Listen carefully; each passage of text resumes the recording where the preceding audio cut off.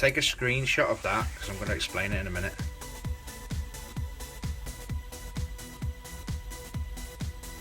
So now you've got a screenshot, I'm going to try and explain it. They're the macros what I take every day. 5 weight sessions, 3 cardio sessions, my average weight for the past 5 weeks. Sorry, 6 weeks. And then what days I did what exercise. I just rub that out every Sunday. That's the cardio I did each day on the machines. So the machine keeps it pretty accurate. I mean, it doesn't mean that the machine's spot on, but at least it's a measurement to use. So today I'm off. I'm just going to hit 150 high intensity interval training on one of the cross trainers. So that means you got constant measurement of your week. So I kind of treat it like a tick list. So I kind of go each day whenever I want to fit it in, so it keeps life kind of like a bit more relaxed. I just do the cardio. I think of weights as just whenever I fit them in, I do them. So if I need to have a day off, like today, I just randomly have a day off. Just going back 3 weeks ago, them numbers would have been different, and then I've plateaued where you see the 190, 190, and I added in a little 250 cardio extra, and that's pretty much it. All that simply means is I've got consistency, I'm in a calorie deficit, and that's it. So, Hi. So that was sparked by someone's question this morning about how to lose fat, and basically it's just consistency and following that, which is all written in my book. 45 quid. Just wanted to get that or that.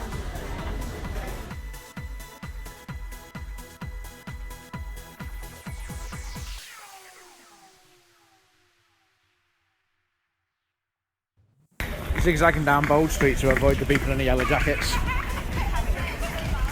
Ooh, new scales. So following on from yesterday, I ate them yesterday, so I tracked 5 grams of fat. But then today for breakfast I had that, so I simply tracked the macros here, which is fat.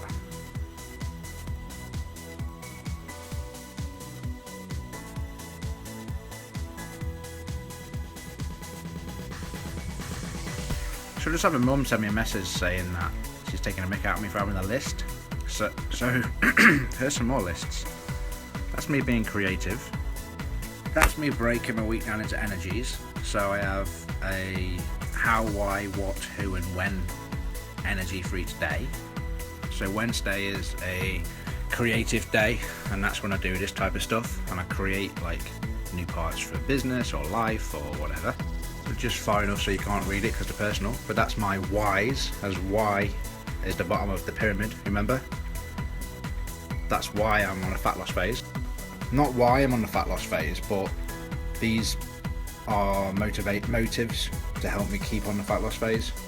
Then this is a why as to why I'm doing a degree, and there's a lot there because my degree is super hard. So that's my bottom of my pyramid again. Then this is a list of my passion test, which we'll be doing a video about soon on how you guys can do it. But then every 6 months a breakdown of the next 6 months of what I'm going to do in terms of business and life. Summer 2014 was busy, hey? Wow, I've just found the first draft of the Empowered by Lifting book, how it was first created. I'm going to keep that. So it came from the nutrition ebook, maintenance, and find your maintenance, because we don't know until you find it. The second part of the book was, what does that say? Myth busting, basically, so you know not to follow. 3 was goals, and this was about why, being the bottom of the pyramid, and why you should do what you do on a daily basis. Then lean bulking and eating healthy. MA was explaining metabolic capacity, and then talking about extreme dieting and how bad they are, what happens when you adapt to a bad diet, and then the most important, metabolic recovery phase. So yeah, that was like 2 or 3 years ago I did this. We even got the section about eating problems, mood. Yeah, just that was the first little scribble I did. Then we've got end of summer 2015. One of them is to end my degree with a 2-1, and then there's business goals, and then 5 years, 10 years. So if you go to Empowered by Lifting Facebook page, go to photos, go down and you'll see the pyramid, what I'm talking about. There. so you can see Y is on the bottom, and it's the most important to start your fat loss phase if that's what you're planning on, along with mindset and adherence. Then you consider calories and energy need. But you know what most people do? Is that, and it's the least important. So what does all that mean? It means mindset is important. Shit, I forgot my keys. You put me off. So I'm not being funny. Look how shit my bike is. Because I've had 4 stolen in the last 2 years. Even more lists. I'm now in the gym. There's my chest and shoulders and triceps day. You can take a screenshot if you want, but it's obviously personal to you. So I've got 3 days, legs, push. Well, you can't see the next one, but it's pull. And again, there's a separate book which a lot of you guys have read already, I know. But the book tells you how to get this spot on. If you're not doing this, you're not training properly. If you're not doing this on either your notes in your phone, which I write about in the book, or in a paper version like this, how do you know if you're making gains? Why do I even need this? The music's brilliant. So, chest fly machine, 45 times 20 reps as a warm-up. And I did 22. So I'm making gains. Someone just messaged to ask that they've read the book and don't want to follow the exact training plan. Is that okay? So the whole reason why I'm an advocate for flexible dieting is because it's personal to you what you like. And it's the same as training. Like, you put in the exercises you want to do. So the whole concept in the book is how to track your training, like how to track your food intake in the other book. So yeah, basically do what you want, Joe. So the whole reason why I can deadlift like 220 kilogram now is because on a deadlift day, I've just done this for like 5 to 10 years. But you can't do this in your gym.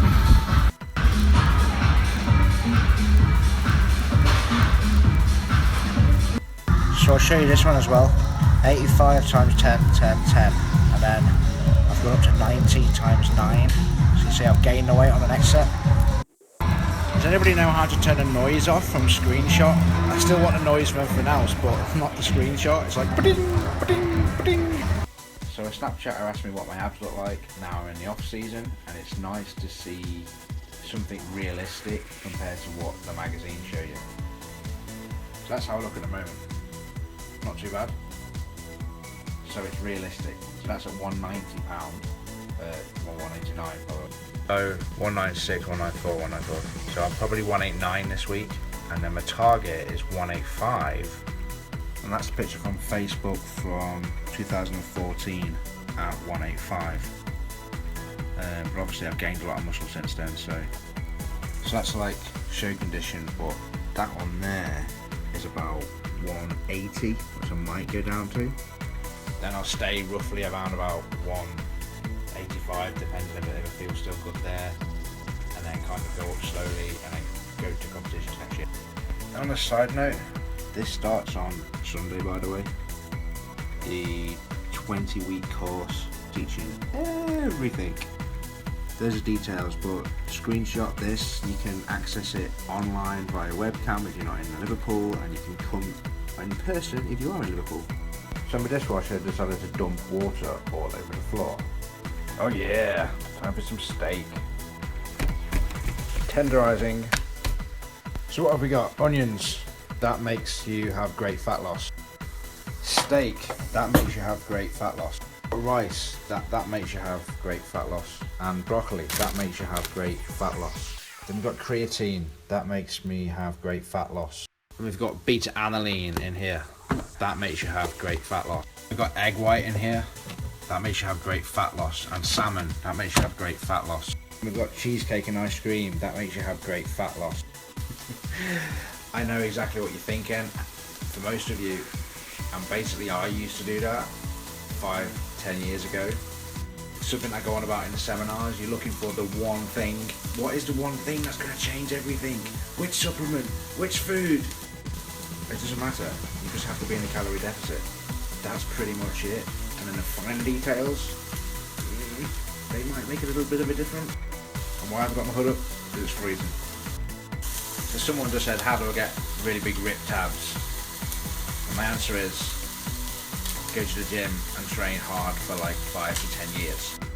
Unless you've got awesome genetics and you have abs anyway. I don't have abs anyway. I have to work really, really hard to have abs when I've got low body fat. Oh my god, this George Foreman's great. Look at that, bleeding in the middle. So someone just said that, why don't you just stop eating, obviously to get in a calorie deficit, or just eat really little? There's a catch. So if you eat too little, you end up awakening the body's starvation mode, which can affect your metabolism and stop you burning fat. So the key is to find out pretty much the exact number of calories that you should be eating on a daily basis without affecting your metabolism but allowing fat loss.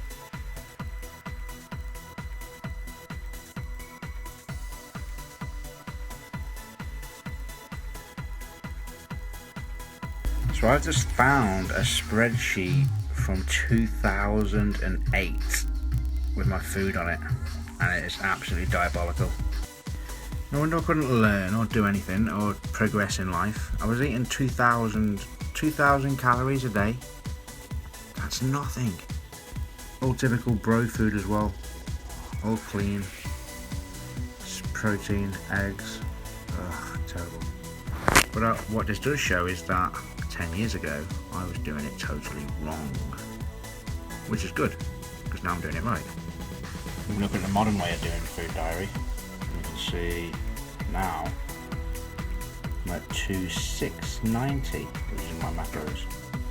So as you can see, there's a steak I ate before in there, Snacker Jacks and all kinds of stuff. And then before bed, it will be, here we go, porridge and all kinds of awesomeness.